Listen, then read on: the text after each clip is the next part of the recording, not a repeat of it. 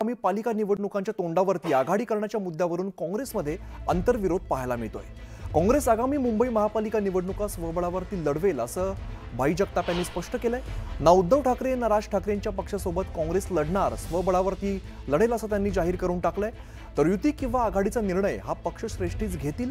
जगतापांचं आघाडीबाबतचं मत हे वैयक्तिक असल्याचं मुंबई काँग्रेस शहराध्यक्ष वर्षा गायकवाड यांनी स्पष्ट केलेलं आहे। या दोन नेत्यांच्या दोन वेगवेगळ्या वक्तव्यांमुळे काँग्रेसमधील आघाडी करण्याबाबतचा विसंवाद समोर आलाय।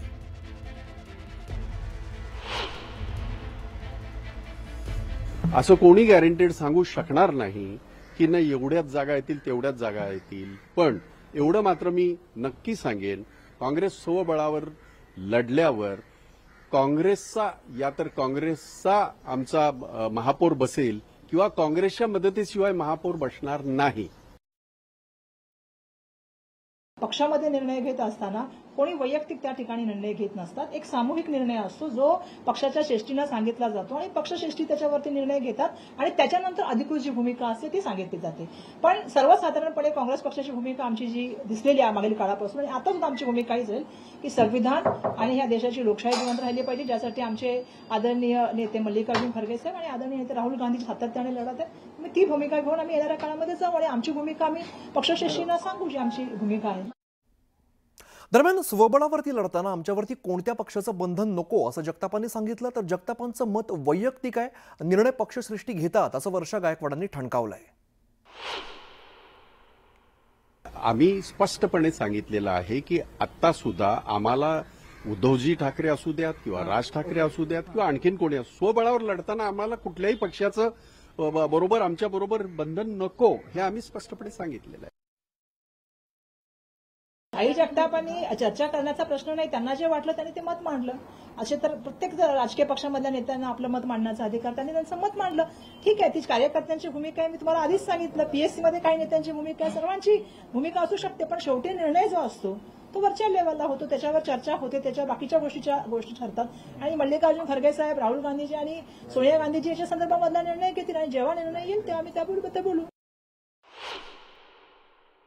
मला वाटतं प्रत्येक ठिकाणचे विषय वेगवेगळे आहेत आणि म्हणून महाविकास आघाडी म्हणून आम्ही म्हणतोय की स्थानिक पातळीवर निर्णय व्हावेत अशी आमची अपेक्षा आहे आणि म्हणून अजून निवडणुका लागायच्या आहेत, अनेक गोष्टी घडतील, काही ठिकाणी युती होईल, काही ठिकाणी होणार नाही, परंतु शेवटी भाजप सारख्या महाराष्ट्राचा द्वेष करणारं सरकार जे आहे ते घालवणं कुठल्याही परिस्थितीत या महानगरपालिकांमध्ये त्यांची सत्ता न येऊ देणं ही आमची भूमिका असणार।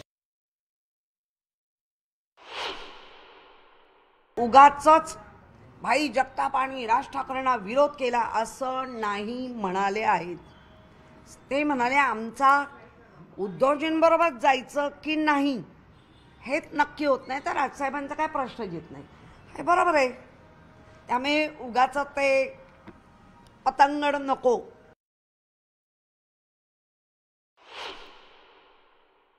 आता लोकशाहीमध्ये प्रत्येकाला अधिकार असतो आणि लोकशाहीमध्ये प्रत्येक पक्ष आपापला निर्णय घेत असतो, त्यामुळे त्यांचा तो निर्णय असेल। त्यामुळे मी एवढंच सांगेन की लोकसभा महायुतीने आम्ही जिंकलो, विधानसभा महायुती लँडस्लाइड विक्ट्री घेऊन जिंकलो, आता स्थानिक स्वराज्य संस्था देखील मध्ये महायुतीचाच भगवा डौलाने फडकेल। चांगलं ना, काय वाईट आहे?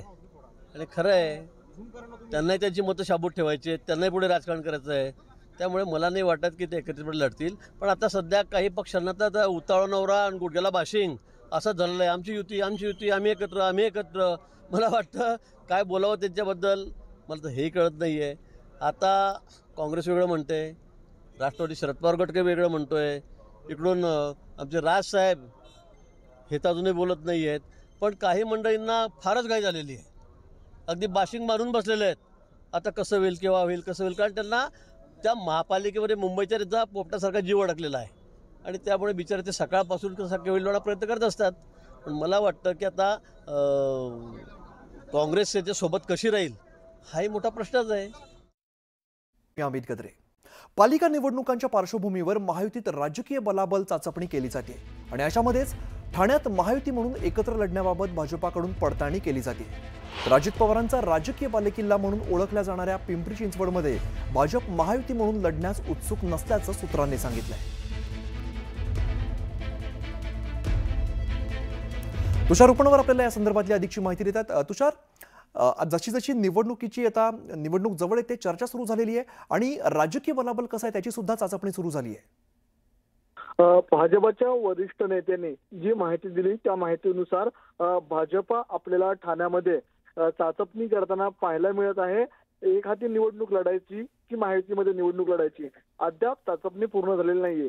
कारण की एकीकडं ठाण्यामध्ये गणेश नाईक विरुद्ध उपमुख्यमंत्री एकनाथ शिंदे यांचं आपला शाब्दिक युद्ध रंगल्याचं पाहायला मिळते. तर दुसरीकडे भाजपच्या वरिष्ठ नेत्यांनी अशी माहिती दिलेली आहे की ठाण्यामध्ये चाचपणी सुरू आहे. मात्र दुसरीकडे पिंपरी चिंचवड महानगरपालिकेमध्ये भाजप असेल किंवा राष्ट्रवादी असेल हे दोन्ही त्या भागातले स्थानिक मोठे पक्ष आहेत. त्यामुळे ते येणाऱ्या काळामध्ये दोन्ही पक्ष आपल्याला एकमेकांच्या समोर निवडणुका लढताना पाहायला मिळतील. मात्र निवडणूक झाल्यानंतर दोन्ही पक्ष आपल्याला एकत्रित येताना पाहायला मिळतील. मात्र मुंबईमध्ये परिस्थिती वेगळी असणार आहे. मुंबईमध्ये शिवसेना, एकनाथ शिंदे, भाजपा आणि अजित पवारांची राष्ट्रवादी आपल्याला तिघही संयुक्तपणे युती म्हणून आपल्याला मुंबईमध्ये लढताना पाहायला मिळणार आहेत. सर्वांसाठी मुंबई महानगरपालिका जितकी महत्वाची आहे तितकीच महायुतीसाठी देखील तितकीच महत्वाची आहे. त्यामुळे मुंबईमध्ये महायुतीचं समीकरण होणार आहे. मात्र इतर महानगरपालिकांमध्ये ते समीकरण होताना पाहायला मिळणार नाहीये. त्यामुळे निश्चितपणे तुषार, यामध्येच सगळ्या आमदारांचं ऑडिट सुद्धा होईल आणि इथून पुढे काय काय घडामोडी घडतात हे पाहणं सुद्धा महत्त्वाचं असेल. धन्यवाद या सगळ्या सविस्तर माहितीसाठी.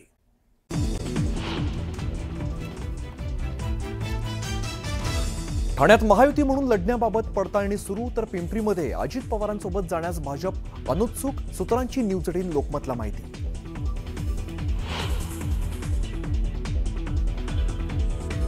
पालिका निवडणुकीच्या तोंडावर आघाडीच्या मुद्द्यावरून काँग्रेसमध्ये अंतर्विरोध, भाई जगतापांकडून स्वबळावरती लढण्याचा दावा, तर पक्षश्रेष्ठी निर्णय घेतील, वर्षा गायकवाडांची माहिती.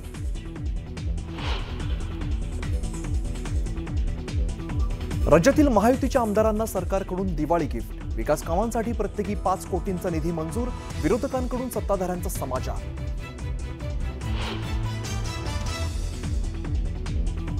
माझ्यावर टीका करण्यासाठी राणा दाम्पत्याला देवाभाऊंकडून प्रोग्राम, नवरा युवा स्वाभिमानमध्ये तर बायको भाजपात, हा कसला स्वाभिमान म्हणत कडूंचा राणांवरती पलटवार.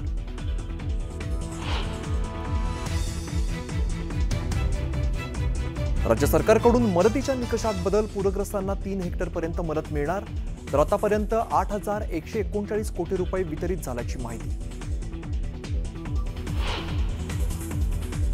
शिरूर तालुक्याच्या जांबूतमध्ये 70 वर्षीय महिलेचा बिबट्याच्या हल्ल्यामध्ये मृत्यू, वनमंत्री घटनास्थळी येत नाही तोपर्यंत मृतदेह ताब्यात घेणार नाही, संतप्त ग्रामस्थांचा सरकारला इशारा.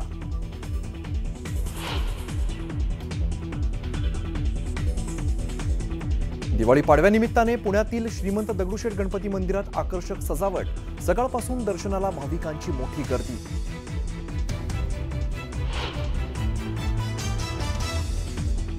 पाडव्याच्या मुहूर्तावर नव्या गुळाला प्रति क्विंटल 4,200 ते 4,500 रुपयांचा दर, उत्पादन खर्चही सुटणार नसल्यामुळे शेतकऱ्यांमध्ये नाराजी.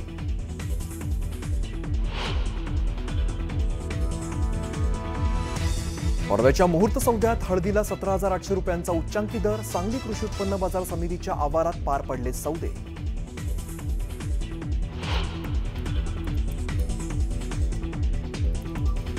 शिवरायांची वेशभूषा केलेल्या व्यक्तीला वसई किल्ल्यामध्ये रोखलं, मराठी नाही हिंदीत बोला म्हणत परप्रांतीय सुरक्षा रक्षकांनी दादागिरी केल्याचा आरोप.